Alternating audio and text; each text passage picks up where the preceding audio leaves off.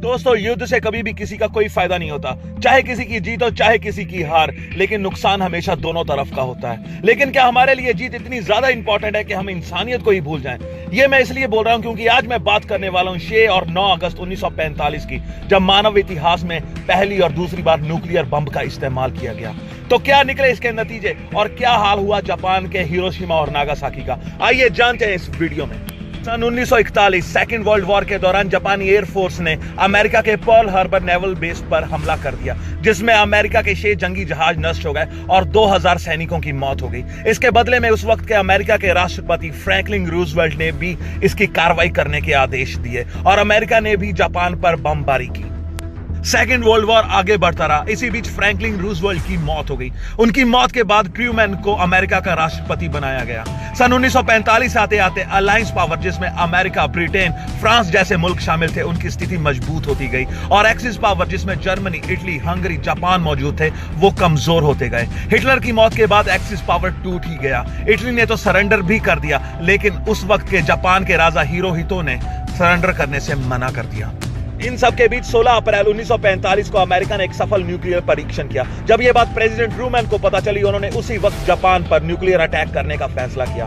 हालांकि जापान के जो हालात थे, बिना न्यूक्लियर के भी उसे जीता जा सकता था, लेकिन आप इसे ट्रूमैन की एक बदले की ही भावना कह सकते हैं कि वो जापान पर अकेले ही फतेह पाना चाहता था। ट्रूमैन के फैसले के बाद इस ऑपरेशन के लिए सबसे पहले प्लानिंग की गई। उसी प्लानिंग के अनुसार योकोहामा, कोकुरा, क्योतो और हिरोशिमा, ये 4 जापानी शहर सामने आए। अमेरिका के उस वक्त के वॉर सेक्रेटरी ने क्योतो शहर पर न्यूक्लियर हमला करने से मना कर दिया। इसके पीछे कारण था, वॉर सेक्रेटरी को क्योतो शहर बहुत पसंद था।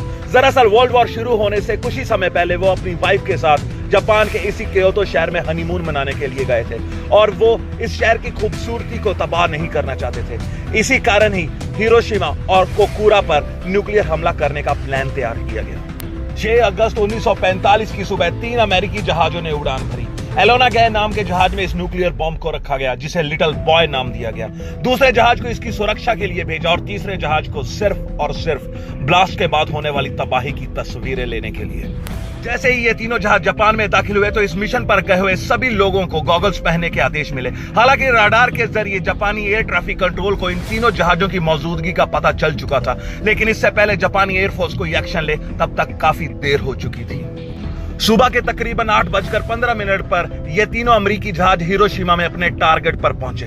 जापान के टाइम के अनुसार 8:15 और 45 सेकंड पर मानव इतिहास के सबसे पहले न्यूक्लियर बॉम्ब को फेंका गया। हालांकि इसका टारगेट हिरोशिमा में मौजूद एक ब्रिज को उड़ाने का था, लेकिन उस दिन हवा की रफ्तार तेज होने की वजह से यह अपने टारगेट से तकरीबन 250 मीटर की दूरी पर चला गया। 43 सेकंड बाद जमीन से तकरीबन 500 मीटर की ऊंचाई पर इस न्यूक्लियर बॉम्ब में ब्लास्ट हुआ और ब्लास्ट होते ही इसने चारों ओर तबाही मचा दी। ब्लास्ट होते ही एक बहुत बड़ा आग का गोला निकला। रोशनी इतनी तेज कि आंखें खोलना नामुमकिन। 1 किलोमीटर के दायरे में 80% मौजूद बिल्डिंग घर तबाह हो गए। 15 किलोमीटर के दायरे में जितनी भी खिड़कियां, गाड़ियां, उनके सभी के शीशे चकनाचूर हो गए। यहां तक कि पेड़ों पर भी एक भी पत्ता ना रहा। उस वक्त टेम्परेचर 6000 डिग्री रिकॉर्ड किया गया। जलन के कारण लोगों की मौत होना शुरू हो गई। सिर्फ 1 मिनट के अंदर अंदर 90,000 लोगों की जान चली गई। इस पूरे बॉम्ब ब्लास्ट में हिरोशिमा में कुल मिलाकर 1,40,000 लोगों ने अपनी जान गंवाई। अभी जापान हिरोशिमा के इस सदमे से उभरा भी नहीं था कि सिर्फ 3 दिन बाद 9 अगस्त 1945 को अमेरिका के जहाज दूसरे न्यूक्लियर बॉम्ब फैटमैन को लेकर जापान के शहर कोकुरा पर मंडराने लगे। उस दिन कोकुरा में बहुत ही घने बादल थे। खराब मौसम के चलते इस मिशन को पूरा करना बेहद मुश्किल था। अमेरिकी जहाज वापस चले गए, लेकिन कुछ ही समय बाद वो कोकुरा लौटे, लेकिन उस वक्त भी कोकुरा में घने बादल मौजूद थे। उधर अमेरिकी जहाजों में फ्यूल भी खत्म हो रहा था। इन्हीं हालातों को देखते हुए उसी वक्त कोकुरा के बजाय नागासाकी पर दूसरा न्यूक्लियर बॉम्ब फेंकने का फैसला किया गया। इसे आप कोकुरा शहर की खुशकिस्मती समझिए या नागासाकी शहर की बदकिस्मती कि जिस बॉम्ब को कोकुरा शहर पर गिराने का प्लान बनाया गया था, उसे नागासाकी पर फेंका गया।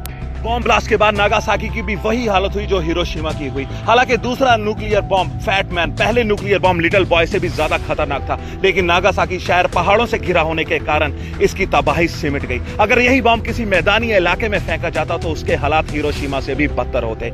इस बॉम्ब ब्लास्ट से नागासाकी में 70,000 लोगों की मौत हुई। दो न्यूक्लियर बॉम्ब ब्लास्ट के बाद जापान के राजा हिरोहितो ने 15 अगस्त 1945 को सरेंडर कर दिया। जापान के सरेंडर करते ही सेकेंड वर्ल्ड वॉर का अंत हुआ। दोस्तों, इस न्यूक्लियर बॉम्ब ब्लास्ट को लेकर कुछ और भी बातें जुड़ी हुई हैं जो मैं आपके सामने रखने की कोशिश करूंगा। जब अमेरिका न्यूक्लियर टेस्ट कर रहा था तो उस वक्त अमेरिका के प्रेसिडेंट रूजवेल्ट थे और ट्रूमैन वाइस प्रेसिडेंट। इस टेस्ट को इतना ज्यादा सीक्रेट रखा गया कि वाइस प्रेसिडेंट को भी इसकी खबर नहीं थी। जब रूजवेल्ट की मौत के बाद ट्रूमैन अमेरिका के प्रेसिडेंट बने तब जाकर उन्हें इस न्यूक्लियर टेस्ट की जानकारी मिली। दो न्यूक्लियर बॉम्ब ब्लास्ट के बाद जापान ने सरेंडर कर दिया, लेकिन अगर जापान सरेंडर करने में थोड़ी सी और देरी कर देता तो अमेरिका का प्लान 19 अगस्त 1945 को जापान पर तीसरा न्यूक्लियर ब्लास्ट करने का था। हिरोशिमा और नागासाकी में उस वक्त तकरीबन 2,40,000 लोगों की मौत हुई, लेकिन जो लोग रेडिएशन के संपर्क में आए, जिनकी मौत बाद में कैंसर के चलते हुई, तो ये आंकड़ा 4 लाख से भी ऊपर जाता है। इन दो न्यूक्लियर बॉम्ब ब्लास्ट का नतीजा यह निकला कि आज भी हिरोशिमा और नागासाकी में कई बच्चे विकलांग पैदा होते हैं, जैसे हमारे यहां भोपाल में, भोपाल गैस कांड के बाद। अगर दोस्तों आप भी भोपाल गैस कांड की पूरी कहानी सुनना चाहते हैं तो हमें कमेंट्स करके बताइए। इस वीडियो को लाइक कर शेयर कीजिए, हमारे चैनल को सब्सक्राइब करके बेल आइकन को हिट कीजिए ताकि हमारी नेक्स्ट वीडियो सीधा और सबसे पहले आप तक पहुंचे।